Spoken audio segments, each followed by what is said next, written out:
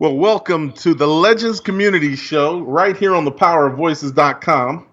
I'm your host, Greg Bell, and today is going to be a little bit of recognition of all the great things that happened over the past weekend. I want to talk about what's going on in New York with the slugging woes of Carlos Stanton. I want to talk about the Masters.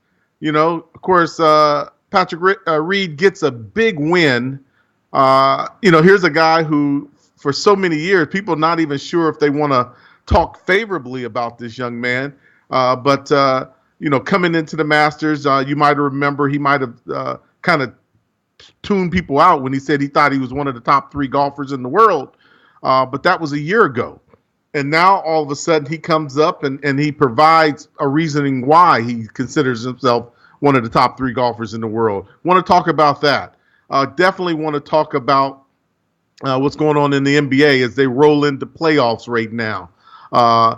Before we leave the Masters, though, I want to talk about Tiger Woods. Just what do you think about the whole Tiger hysteria? A lot of people are saying we need to start moving away from all of the crave about Tiger, but how do you get away from Tiger when he's putting butts into the seats, or I should say, standing fans along the greens? This guy is what has made golf over the past 20 years now. I mean, when you look at golf 20 years ago, everything about golf was down. The price, the draw, the attendance, everything was nowhere like it is today without Tiger. And even it's proven that when Tiger's in the running or Tiger's actually just playing, crowds are 15, 20% higher.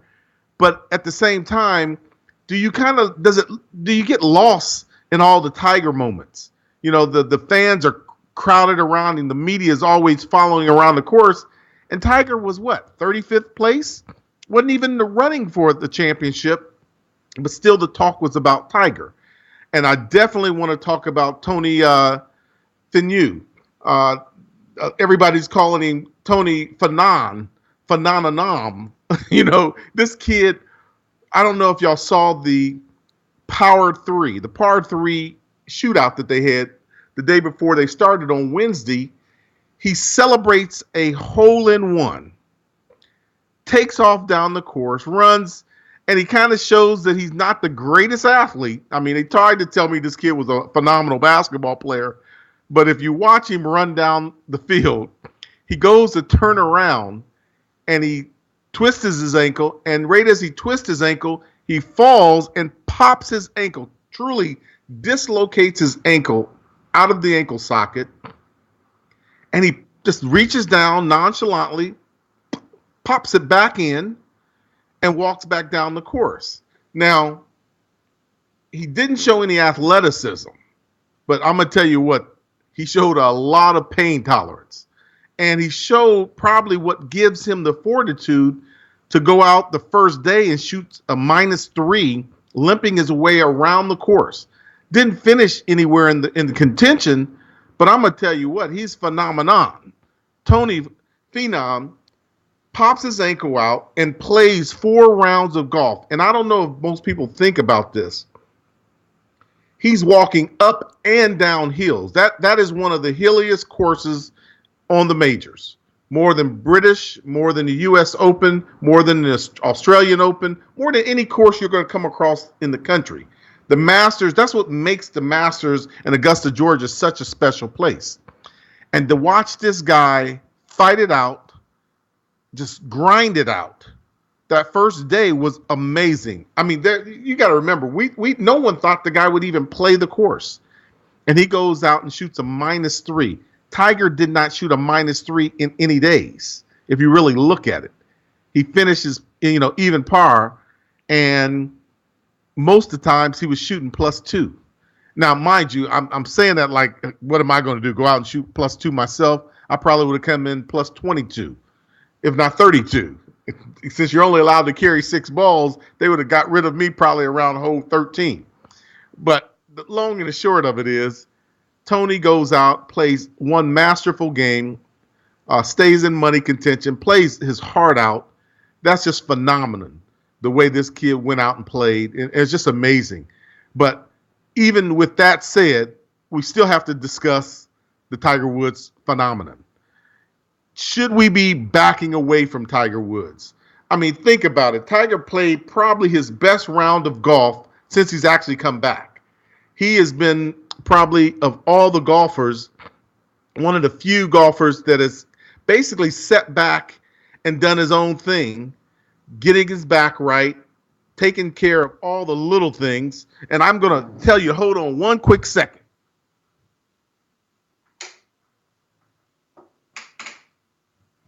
You know, sometimes you get a little warm and got to get yourself all situated. And I'm sorry about that, but back to it. Of course, you can see I'm not in the studio. I'm at my home coming to you live.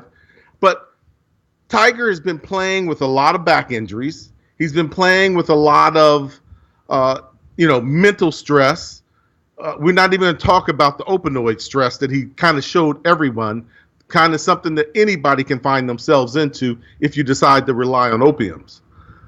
And so all of a sudden, Tiger is playing Tigerist. A couple weeks ago, people just assumed that Tiger had come all the way back.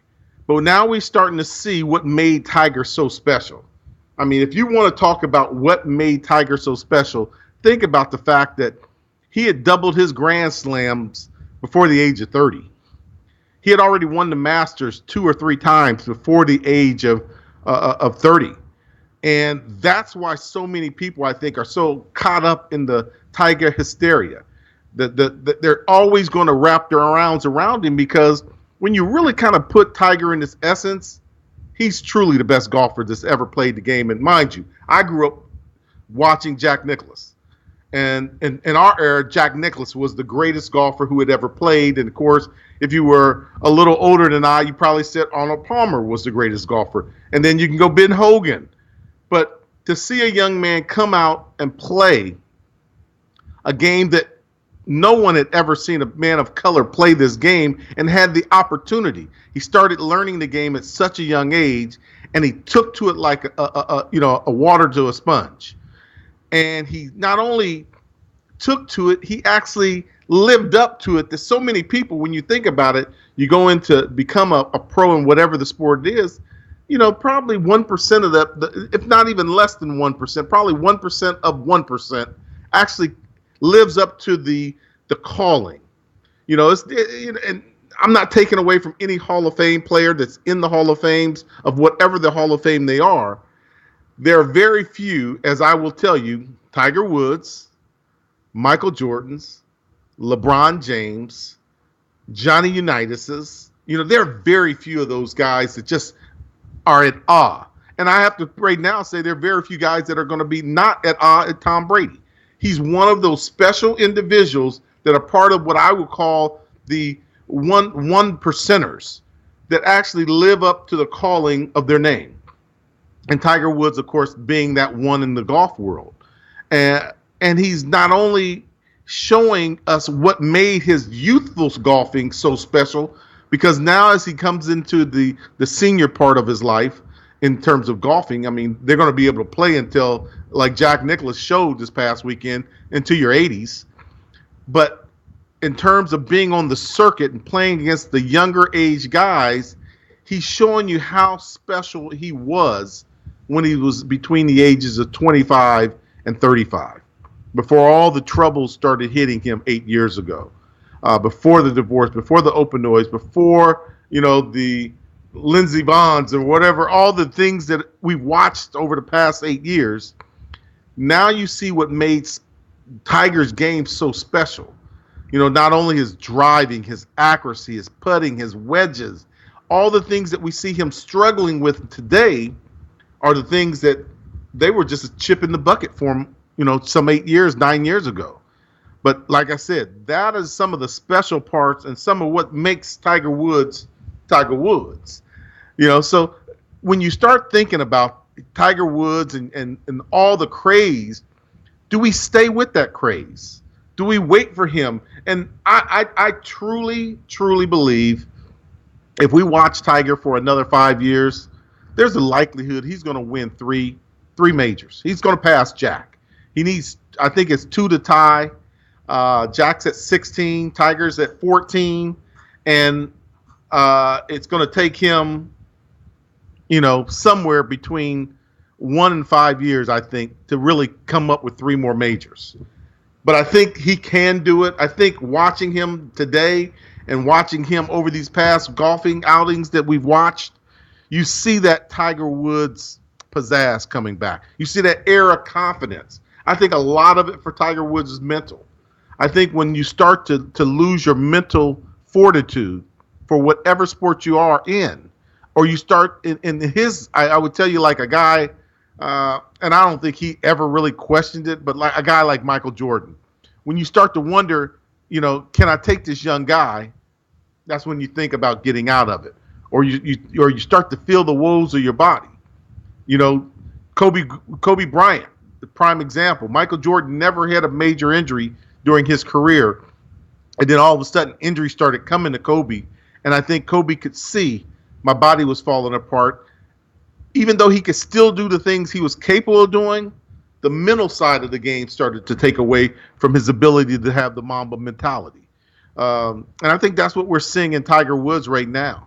I think as soon as his mental game comes back, I think all of the physical attributes are there. I don't think Tiger Woods can't hit that beautiful chip shot with the kickback and roll back to the pin. I think all of those things he can do just breathing. He can do them in his sleep for the most part. But I think it's that mental part of his game that before people were scared when he walked on the course because they knew he was focused. The question I think right now is how focused is he in his golf game, and can he get that focus back that made him such a fierce competitor? Guys, you're listening to the Legends Community Show right here on the Power of Voices. I'm your host, Greg Bell. Been talking a little NBA, talking a little bit about the Masters. And, it's kind of funny, when you start thinking about Peter Reed and thinking about his win back at Augusta. It was just a year ago, half the guys didn't even talk favorably about the guy because they thought he was somewhat of a cocky guy. Is he going to bring back that cockiness that Tiger once held? This is a guy who put himself at what he thought was, the number 3 golfer on the tournament. And it's kind of funny that a lot of golfers don't really even talk him. They don't even talk about him. How many of you guys had heard of the name Patrick Reed before this tournament if you're a non-golfer? He's been in the top 25 for the last few years. He's been making money, but he's never been that closer that he showed this past weekend. And what's frightening about it is he still has that air of confidence, and you wonder, and he was questioned, not necessarily you wonder what he was thinking. He was questioned after the tournament when he had his green jacket on, and a lot of people were questioning him about the leaderboard and what he thought about the leaderboard as he was coming down that backside of the Augusta. Watch leaderboards, no matter what event it is, whether it's the first hole on Thursday or the last hole on Sunday. For some reason, I always want to know where I stand. And, so yes, I saw Jordan and Ricky just storm up those leaderboards and go up. And, I knew when I birdied 14 was about the same time that Jordan bogeyed the last. And, at that point, I knew as long as there wasn't just any catastrophic implosions coming in, that was going to be basically between Ricky and I. And, to hear that roar on the last, even though I knew John was in the group, I just knew it had to be Ricky, because to win your first majors, it's never going to be easy. It definitely wasn't easy today. I knew it was going to be a dogfight, and it's just a way of God basically saying that let's see if you have it. Everyone knows you have physically, with the talent, but do you have it mentally? Can you handle those ups and downs throughout the round? And I feel like that putt I made on 17, and basically keep my one-up lead going in the last, and to have that iron shot not come down the hill on 18, knowing that it's probably the fastest putt on the golf course. It was just another one of those mini tests that I had to try to get over in order to win my first major. Of course, that was listening to Patrick Reed talking about coming down that backside of 18 and hearing the roars of the crowd behind him. And, he brings up a really famous name that we joke about so much. But at what point in our golfing pro aficionados, all these guys who talk about the game, he mentions the name Ricky Fowler. Ricky Fowler has not won a major yet. And he has been there for the past decade or so in those bright orange pants on the final round, his Puma shoes. He looks great, but his club isn't great. When do you start to wonder what people are going to say about Ricky Fowler? Ricky was the guy who 10 years ago, he was just right on the cusp of becoming a Masters champ, being one of those major guys that we all talk about. But where is he when it comes to these big times? And you knew he was coming. He was fighting down the end. But as usual, and I don't want to make this like it's an everyday occurrence, but he still hasn't been able to pull away from that second. He's that beauty queen who gets the sloppy seconds. Ricky Fowler, he comes down, he plays great golf. He's been in the leaderboard. He's one of the top golfers in the world. But of course, Patrick Reed, minus 15, Ricky Fowler, number 14. And you're almost shocked because, Jordan Spieth, who started out gangbusters and everyone thought this was his Masters to lose, it was his Masters to lose. Coming back the second day, shooting, I think, +2, dropping down to, the -1 after the first day. I mean, this was a Masters that a lot of people thought, the scores were going to be much, much higher.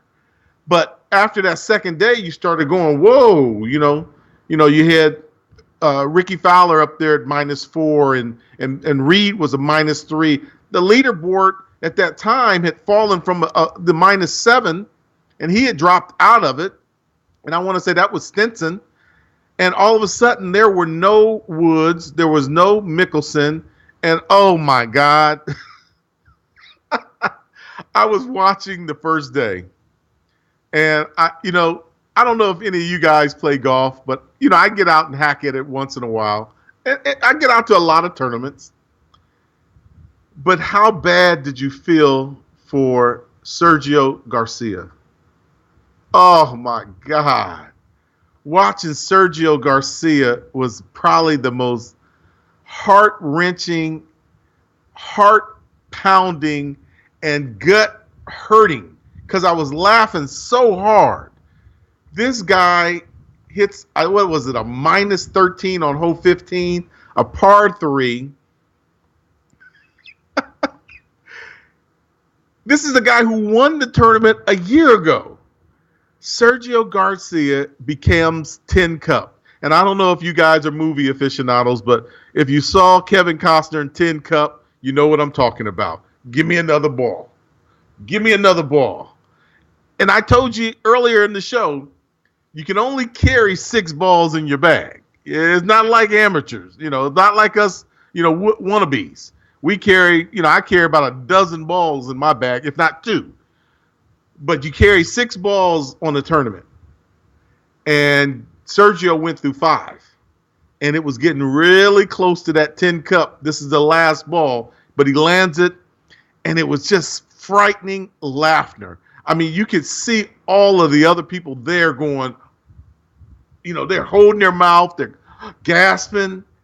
This guy is a pro. And he can't quite figure out the slope on 15. He puts the first ball 20 feet past the pin, and he drops it. And he knows he's got a little backspin on it just to bring it towards the pin. But, oh, my God, we didn't know it was this steep. And the ball rose into the water. And he started walking that towards the cove. And he picks out the next one. He says, give me another ball. And you could see it coming. His next shot hits 5 feet from the pin, right on the height of the slope. Ball rolls into the water. Picks the next one up. By the end of this round, he knew he wasn't going to be making the cut.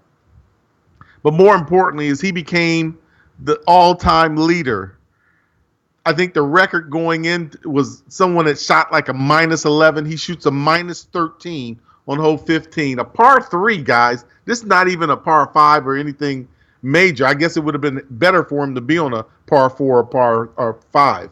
But he's on this par 3, and, he's trying to go for the hole. And you got to respect him. But at what point did you lose respect for him going, guy, you see what you're doing wrong, let it go.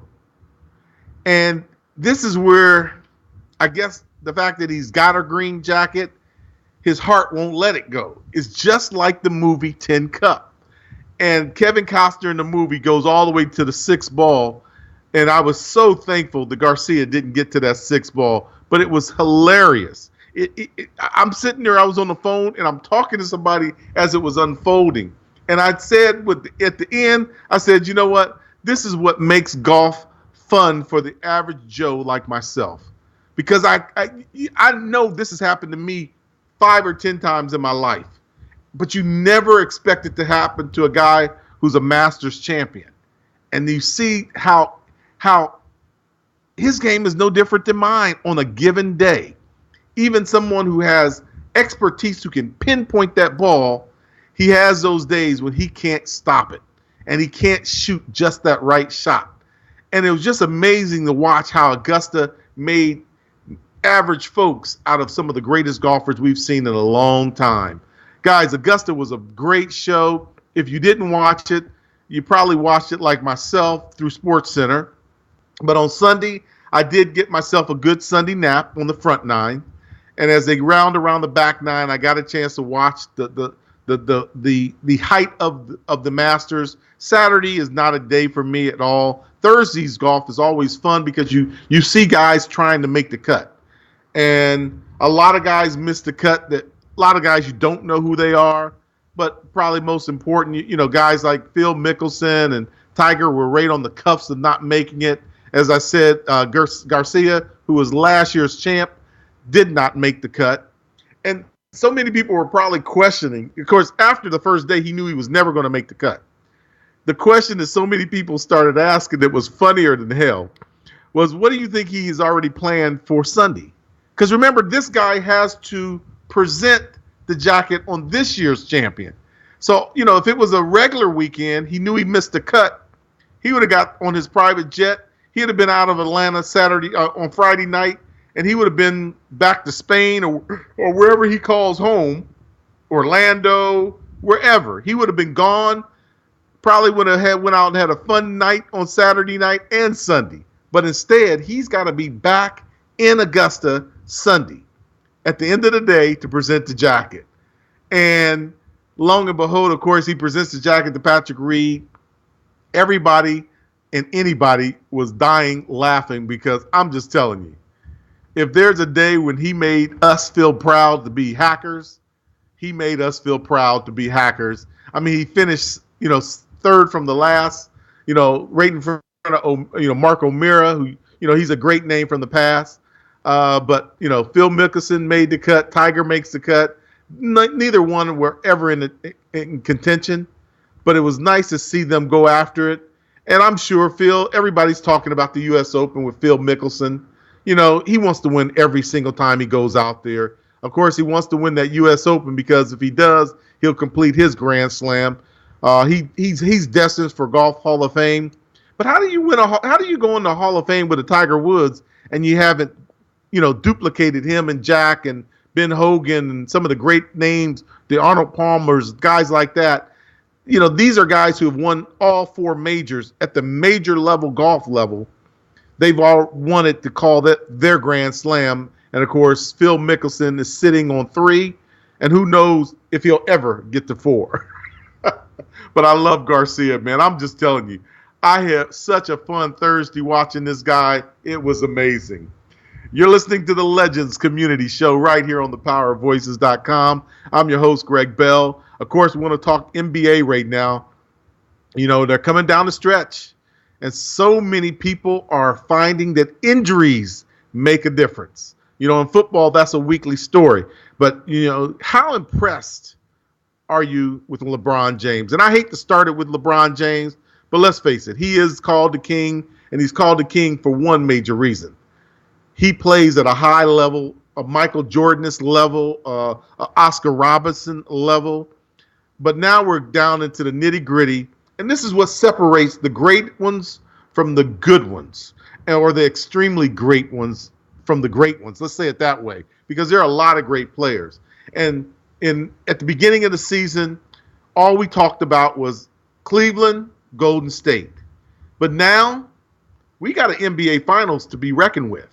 You're looking at the Toronto Raptors coming out of the East with the number 1 seed, 59-22 today. 2 more games left. Let's say they finish the season 60-23. Excuse me, 60-22. 1 game left. I'm sorry. And then you've got Boston in the second position in the East at 54-26 today. Phillies at 50-30. And you got Cleveland Cavaliers 50-31. Now, let's just stop at the top 4. We're going into 82 games, and this is why I say this is what separates the extremely great from just the great. Michael Jordan played 82 seasons, maybe 7 or 8 of his 14 years in the league, okay? Do you know that this is the first time in LeBron James's 14-year career he will actually play 82 games? I found that very fascinating. And mind you, this is a guy who doesn't really take a lot of games off. But now, after being in the league for 14 years, 15, this is his 15th season in the NBA, he's actually going to go through all 82 games when they take the court this tonight. And how amazed are you of that? This guy's phenomenal. Right now, Cleveland's sitting in the 4th position. They've controlled Toronto all year long. What do you think Toronto's saying right about now? You know, Philadelphia gets the 3rd seed, even if they win or lose. It doesn't make a difference. They've got 2 games remaining.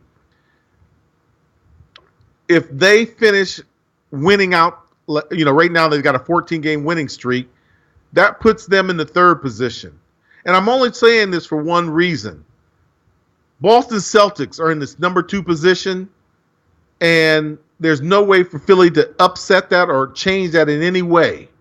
Where do you think Toronto, or why do you think Toronto is probably a little disappointed right about now?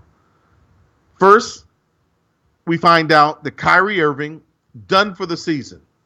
Coming into the season, what did people say?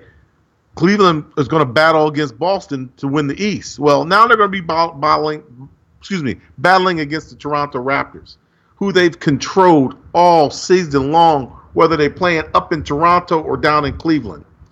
And then you've got the Pacers in the 5th position, Milwaukee 6, Miami Heat 7, and the Washington Wizards 8. And right now, Toronto hasn't shown that they can actually beat the Wizards. They just dropped one to the Wizards just recently. So now we're looking at this East Coast, and it's almost starting out looking just like we said it was going to look some 6 months ago. Cleveland would come out of the East. And with Toronto being in that number 1 position, it almost puts a finale on this on the answer right now. It's almost a final, I know we got to play the games, but LeBron James is playing extremely great, and the Cleveland Cavaliers as a team are starting to gel for the first time because all of their players are healthy right now, and they're come back to play. Matter of fact, they even just signed Kendrick Perkins, 14-year center, playoff roster. But now you got Cleveland playing the best ball, I think, as a unit that they've played all year, even with the loss to the Philadelphia 76ers. Making a big deal because LeBron called Ben Simmons the young king. And Toronto has got to be sitting there shaking their knees because if Cleveland stays where they are, which they will, at some point Cleveland is going to, they're going to be playing the Toronto Raptors probably in the semifinals round. And Toronto is back at the same position they were 2 or 3 years ago, able to get by the first round of games, and then they end up falling to Cleveland in the second round. And, of course, Cleveland will go on and play against either Boston or potentially Philadelphia. Could you imagine that? a team that has not been in the NBA playoffs in over 14, 15 years. Now they're looking at being in the finals of the Eastern Coast Conference.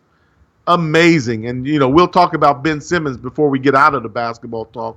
And, of course, down on the West Coast side of things, you've got Houston sitting in the first position, Golden State sitting in the 2 position with fear, Portland 3, Utah 4, New Orleans 5, San Antonio 6, Oklahoma City sitting in 7th. Those are all clinched. No change that can come out of those, but you've got a question mark between the Denver Nuggets and, of course, the Minnesota Timberwolves. And that's going to be a very hot debated story. The last game will decide it all, and I think come a tiebreaker, Minnesota breaks the tie for head-to-head competition. But all of a sudden now, I say Golden State with fear. And I say that only for one reason. Golden State's hurt right now. And we're not talking about average hurt. We're talking about Draymond being hurt. You're talking about Steph being hurt. And then you get the complaining, or what most people say, the whining of Kevin Durant right now. Kevin has been crowned probably the next LeBron James, right? He's going to be the next crowning face of the NBA. But he's complaining that his partners, his running partners, aren't there to help him. And I can only say this. LeBron James didn't have his running mates when he beat the Golden State Warriors 2 years ago. So now it's going to put a lot of pressure on Kevin Durant. And the scary thing is, guess who the Kevin Durant and them are starting off the playoffs against? You know it, the Oklahoma City Thunder, his old nemesis, and a guy who would love for nothing more than to knock them out of the playoffs in the first round. How sweet would that be for a guy like Russ to do? Russell Westbrook, of course, being the Russ that I'm talking about. To see the Oklahoma Thunder play against the Golden State Warriors in the first round of the playoffs, and if I'm not mistaken, that's the best of 5, to knock them off, because all they got to do is steal one in Golden State. Steal one in Golden State and close one out and knock them out when they come back to Oklahoma City. And it's over. 3-5. 3-2, whatever you want to look at it. There'd be 3-1 sweep. But hopefully I see Curry come back and he's ready to go. Of course, they're saying right now he won't be ready for the first playoff series. And then see Draymond get back. He should be healthy and ready to go. But this is going to be something where the bench is going to have to call the duty. And their bench is going to have to go out and play great basketball in order to take this team beyond the first round. And, we talked about it coming into the season. We were hoping to see a third matchup. Actually, it would be the fourth matchup of Golden State versus Cleveland. And now we're not 100% sure Golden State's going to come to the table. And I'm be honest, right now I'm picking Cleveland to win out of the East. I think they have Boston's and Toronto's number. And I think in a best-of-7 series, Ben Simmons without Embiid is going to be very likely the Cleveland's going to be able to take, 4 of those 7 games and come away with a win there as well. And, it's almost sad. We don't even talk about Milwaukee, don't talk about Miami. The Wizards are actually playing very well now that John Wall's back. But Indiana, it's amazing. They lost so much that they've lost, especially with Paul George leaving as well. And Indiana still contends and put themselves in the 5 seed, playing well enough. That just shows you what good coaching and quality players will do for a roster. Indianapolis was in no better position than Detroit, Charlotte, New York, the Bulls, Atlanta, a lot of other teams. But they went out and played great ball all season long. Got themselves to 48-33, one last game to play, finished the season 49-33. I'm just telling you, Indianapolis did a great job with the roster that they have. And it's going to be an exciting playoffs. That's all I can say. This year's basketball, because of the parity that you see across the league, and you see stars here, stars there, but injuries always will dictate what happens in the final gun. I tell people all the time, the difference in a Hall of Fame player and an all-pro player is injuries. That really is, and that's probably the same in basketball as well. Because if you're not on the court, like they say, you can't make the club in the tub. When you're in the training room and you're injured, you can't help the ball club. And that's really what's happening. That's what you're seeing right now in the NBA. A lot of the stars that they expected to be down the line, the Kyrie Irvings, the Stephon Currys, without those stars being in uniform, their team becomes very minuscule. And in terms of Golden State, they've got firepower. Unfortunately for Boston, with Brandon Hayward going out at the beginning of the season, and now Kyrie Irving being out for the remainder of the season, Boston is a below-average team. Probably should be closer to the 6-7 position than the number 2 position they are in. But hey, before I leave basketball, I want to talk about Ben Simmons. As I told you, LeBron called him the young king. And Ben Simmons had this to say earlier this week when he was being interviewed about the upcoming NBA voting. And he was talking to Chris Harris, and he had this to say about the other rookies in the. Pretty much, it's been a 2-man Rookie of the Year race all throughout the season. Yourself? Yourself? And then the Utah Jazz rookie Donovan Mitchell. When you hear those comparisons to those two, what do you think about? What do you say to that? I don't really listen to comparisons. I don't think anybody. You can compare, people and players or whatever it is, but at the same time, everybody's their own player. Who's the Rookie of the Year this year? Who would I pick? Who would you pick? Me, for sure. You pick you? 100%. Well, why so over the competition? I think I've just been playing solid all year. If you look at the numbers, you'll see. I look at the numbers. People who know the game, though. Yeah, I understand. Pretty much, it's been a 2.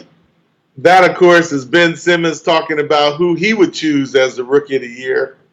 And I guess when you really kind of look at it, and I say this, when you compare the two, and if you compare the two, it's almost a given who you're going to go with. It's all but a given who you're going to go with if you compare the two.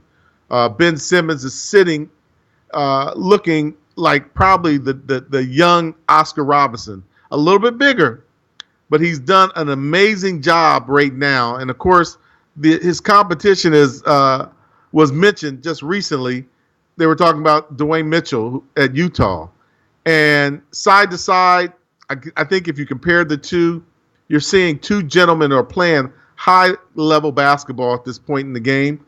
But the thing that's separating them, I think, is the ability that Ben Simmons has to bring the team along.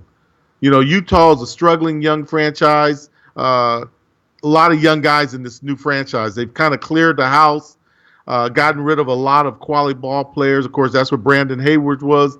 This whole entire basketball regime in Utah right now looks completely new.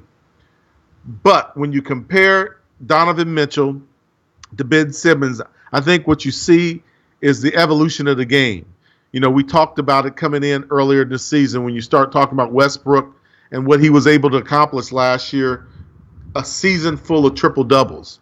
I think when you look at Ben Simmons, you see that progression coming, and you see a guy who probably, more than likely in the future, is a future triple-double average guy for a season. And he's been able to take a team, even with injuries to Embiid, and, of course, you can only talk about Marquez Fultz. What if he had been there all year, where this team would be?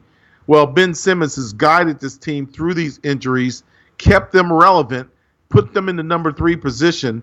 And I think if there's anything that defines the Rookie of the Year that will separate Donovan from Ben, it's the fact that Ben's put his team in contentions of being in the the NBA East Conference Championship, and this is becoming more likely every day that we continue to watch Ben Simmons play and watch the 76ers play. So that's Ben Simmons talking about where he views himself. You tell me, where do you guys put a guy like Ben Simmons? Is there any other rookie that stood out? I mean, the Lakers would love to tell you Lonzo Ball, but Lonzo Ball spent a lot of time on the bench injured. Even if he did play 50 games this year, a lot of those games were losses. A lot of them were poor shooting outings on his part. And the one thing I will say is he runs the floor well. He sees the floor well. But is he a Ben Simmons? Not even close. Ben Simmons is going to come down and eventually be one of the top ball players, in the NBA. He'll put himself in a role like LeBron James. Everybody really talks negative about Ben for one reason. He's not a good free throw shooter, and he's not a great shooter, period. But if you remember LeBron James, when he came into the NBA, was not a pure three-point shooter, was not a 20-foot shooter. He was a guy who penetrated well, used his body, fadeaways within 15 feet. You don't say that about LeBron James anymore.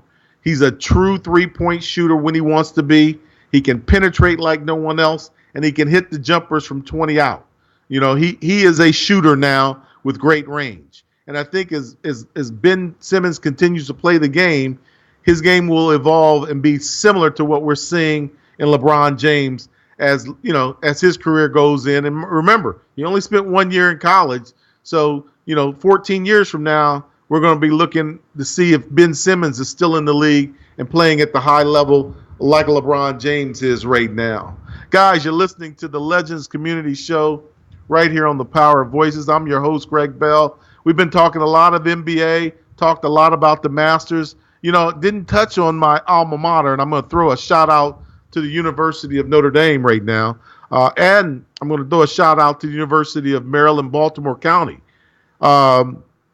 Although Notre Dame did not win their third national championship in a row, I got to say, we did something. We probably had a great 3-month run there. Notre Dame, of course, I'm talking about the women's basketball team winning a national championship in March. I'm talking about the men's and women's fencing program at Notre Dame winning a national championship in February. And then, of course, we roll into April, the Frozen Four. Notre Dame took on Michigan, got a win. I think I can joke with Josefa a little bit about that one. And, of course, we went on to play against Minnesota Duluth. And I told people what was funny about the entire Final Four for hockey. 3 of the 4 universities were represented by a Notre Dame guy. All 3 athletic directors from Notre Dame, Minnesota Duluth, and from, I'm going to kill myself if I can't come up with Ohio State. All 3 of their athletic directors were either coaches or classmates of mine. I got to love that. And, of course, Michigan, the AD there is a good guy, too. Ward Manuel. I like Ward as well. So there was such a huge Notre Dame influence on this year's Frozen Four. We were winning no matter how you look at it. But, of course, Duluth beats Notre Dame 2-1. Wasn't as close a game as it sounds. If you know much about hockey, you get 2 scores up on a team. All you got to do is stop them from scoring. You don't have to worry about scoring any more points. And I think that's what Minnesota Duluth did to the Fighting Irish this past weekend. Getting out early, getting 2 quick scores. Notre Dame was fighting the rest of the day. Went entire second period with no score at all. Got a score at the beginning of the third. And then, of course, couldn't close it out. Didn't have enough shots on goals to close it out, if you ask me. But I got to say, like I said, tip the hat to them. Of course, my hat's off to the side, but I'm going to tip a hat to Notre Dame. They had a great 3-month run. And, of course, we got baseball and track coming up in the next 2 months. Notre Dame's got an outstanding program as well. Secondly, I wanted to throw a tip hat to University of Maryland, Baltimore County. Now, if you don't follow UMBC, let me take you back to March. This is the same UMBC who upset Virginia, knocking off the number 1 Cavaliers in the NCAA tournament. And then past weekend, their men's lacrosse team knocked off the University of Albany. Albany, of course, is number 1 ranked in the country in lacrosse. If you don't follow lacrosse, guys, check it out. It is the next great sport to come out. It will surpass soccer very soon. No, I don't think it's going to ever surpass football, basketball, or baseball, but it will surpass soccer as an American sport soon, guys. This game is fast-paced, high-octane, and you really got to focus in and follow the ball. And I'm telling you, Notre Dame is ranked number 5 right now in the nation, I believe. Albany's still number 1. They lost to UMBC, But what does that tell you about those mid-major schools outside of the world of football and basketball? They compete at a high level. University of Maryland, Baltimore County, great lacrosse program. They're falling into the top 10 soon. And watch for UMBC. Not only are they shocking people in the basketball world, they might find themselves in the Final Four of lacrosse this year. Guys, I want to talk about baseball. What do you think about the boos that Carlos Stanton is receiving from the New York fans right about now? If you haven't been watching the games, of course, he came in the opening weekend. He went 0-5 back-to-back. First time in Major League history a player of his magnitude has struck out 5 times at the plate back-to-back. And we're talking about Carlos Stanton here, a guy who put up 50-plus home runs last year, batted well over 318, and brought in well over 100 RBIs last year for the Miami team, traded to the New York Yankees. Do you think it was right for the fans to boo him that first week, or actually that first game? Because it was kind of shocking. He had just come off of a homer that was a monster homer, traveling some 460 feet or something like that. Of course, they were traveling the opening weekend. But their first weekend home, he goes 0-5 back-to-back, and you start hearing the New York fan boos. You think that's right? And even more important, do you think it's right? Do you think that's going to be sustained? Because we're talking about probably one of the greater long ball hitters that the league has seen in many years. And remember, there's going to always be excitement around the long ball. And when you know it's being done naturally, it's even more excitement. And I only say that because, we've seen this era before of great hitters. You can say what you want to say. No one's ever hit a ball the way Mark McGwire, Sammy Sosa, Barry Bonds hit a ball.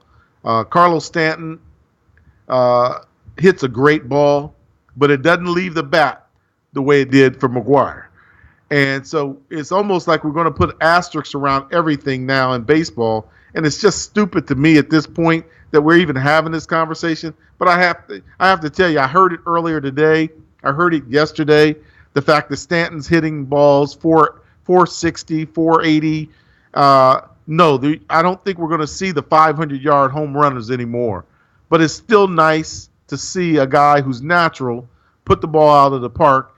And not only did he put the ball out of the park, so did Judd. So the fans are booing and they're cheering all in one day. The question is, does a guy like Carlos Stanton, with the respect you give a guy of his nature, should he be hearing boos from the fans? And remember, it's just they're only in the first 10 games of the season. I mean, you tell me, because if anybody's going to be booing, you better start thinking about the NFL draft because, of course, we're in April. And you know what's happening at the end of this month, man? The NFL draft. It never stops. As I tell people all the time, of any sport in the United States, football never seems to stop. We go out of football, and we're out of football for 2 weeks from the Super Bowl before we started talking about the combine. And we're out of the combines, and 1 month later, we're talking about the draft, and then we're talking about mini camps, we're talking about OTAs, and we're then talking about training camp. Guys, you're listening to the Legends Community Show right here on thepowerofvoices.com. I'm your host, Greg Bell, and we're going to talk NFL draft right now. I want to take a look at Todd McShay's mock draft, and I think if you follow this stuff, this is probably mock draft 25.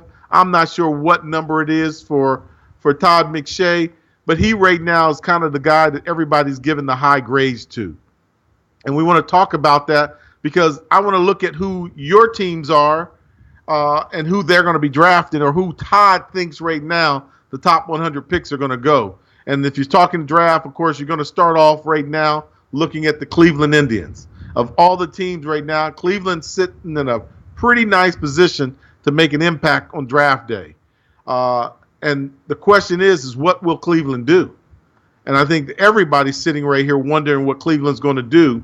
Todd McShay, the ESPN analyst, starting out looking at Cleveland, He's got Cleveland with 2 first-round draft picks.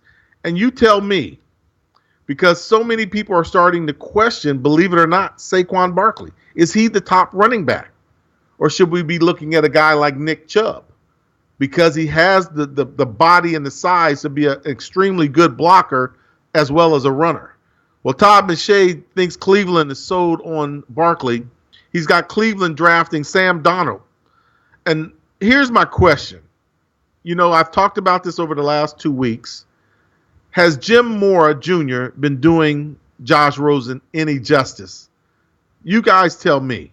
Because my answer, of course, you know by now, has been no. I think Josh Rosen is the best quarterback coming out of college this year. I think he's NFL ready. He's poised. He has the intelligent side. He does not throw the ball into tight pockets where Sam Darnold thinks he can put the ball anywhere sometimes, and he puts him in trouble a lot of times. Sam Darnold right now is projected to be Cleveland's first pick at the number 1 position. Saquon Barkley for the Browns will be number 4. Dante Jackson, cornerback out of LSU, Todd McShay thinks he'll go 33. Cleveland, of course, is sitting at the 33, 35, and the 64th position in that second round. Justin Reed, the big safety out of Stanford, and they think they'll round it out with the big offensive tackle out of Pitt, Brian O'Neill. The question is, do you really believe that high in Sam Darnold? And if you do, think about it for a second. Is he worth taking a risk? Remember, we're still talking about the Cleveland Browns right now. I mean, of all the programs I want to see, I don't want to see one of our great California kids go to right now, I hate to say it, is I don't want to see them go to Cleveland. I don't think their line is prepared. I don't think, I know it's not going to be prepared since Joe Thomas really retired. You know, Joe Thomas was their perennial All-Pro, tore his bicep, decided, let's let it go there, going to retire. You lose a leader like Joe Thomas on that offensive line, it's a scary position to be sitting there as a quarterback, not knowing what you got blocking in front of you. So that's McShay's thought about Green Bay. Of course, number 2 on the block is the New York Giants. And here's a team who truly needs a running back, but they think that they're going to go with Bradley Chubb, the defensive end out of North Carolina, with their number 1 pick, number 2 in the draft. Their second round pick, they think they're going to go with Sony Michel, a great addition. You know, Sony Michel, Nick Chubb, you don't go wrong with either one of these guys. They're both big backs and can play. Martinez Rankin, big offensive tackle out of Mississippi State. They think that'll be their 3rd round pick at the 66th position. And out of USC in the 3rd position, 69, I'm not going to kill this kid's name, but it's the Uchenna Awazu out of the linebacker from USC. That'll be their selection with their 3rd round, 69th pick. It's going to be interesting, guys. It's going to be extremely interesting to see who some of these teams are really going with. Let's take a look at the Rams, because I'm not going to have time to go through all of them. So I'm going to try and grab those teams that are of true influence right here for us. What do you think the Rams should be doing with their 2nd pick? You know, I mean, that's going to be the question that many people are going to question. Who should the Rams pick? And the Rams have been doing a lot of offseason moves. And I think if you love the Rams as much as I do right now, you got to be happy with what they're doing. They truly beefed up their defensive position. The only question I really have right now for Les Snead is what are we going to do with our offensive line? I think if anybody needs to take a hard run at linemen, it's going to have to be the Rams. I think the Rams have got to find themselves an offensive tackle for that left side. Suffolk is a good, solid captain, but this is going to be year 12, I want to say, for him. He's been around. I think we got to get young on the offensive line. I'm happy with what they did offensively at the wide receiver position. We lost Sammy Watkins, but bringing Brandon in from New England is a true blessing for the Rams. I think they're going to be happy with their selections right now. In terms of the San Diego Chargers, where do you begin? If I were the Chargers, So much has been talked about all the 4 quarterbacks, but the only team I'm hearing not looking for a quarterback is the team that I think should be looking for a quarterback, just like the Giants. Phillip Rivers is on his last contract. If Phillip Rivers is with the Rams or the San Diego Chargers a year from now, I'll be shocked. But more importantly, they've got to fill that offensive line and they got to fill that quarterback position. And they've got to do that pretty early. If you're a Charger fan, you got to be thinking offensive line and a backup quarterback. And no matter what you hear or say, the Rams they've got to look to the offensive line with the draft because they've done enough off the field to beef up the rest of their team. And the Chargers have got to find a quarterback because Phillip Rivers is going into year 13, and I don't care that Tom Brady thinks he can play 20. You got to prepare for the future. I think New England's going to look to pick up a quarterback in their first two draft picks. Even though they can use something else, they're going to need a receiver. They're going to have to really replace the receivers since both of their receivers left this year. Guys, you've been listening to the Legends Community Show. I'm your host, Greg Bell. Join me every Tuesday, Thursday, Friday, and Saturday right here on the Power of Voices. Tune in to listen to all of the great shows that are right here on the Power of Voices. I will be back with you next week. For all you guys, have a great weekend and enjoy sports this week because there's a lot going on. Talk to you soon. Bye-bye.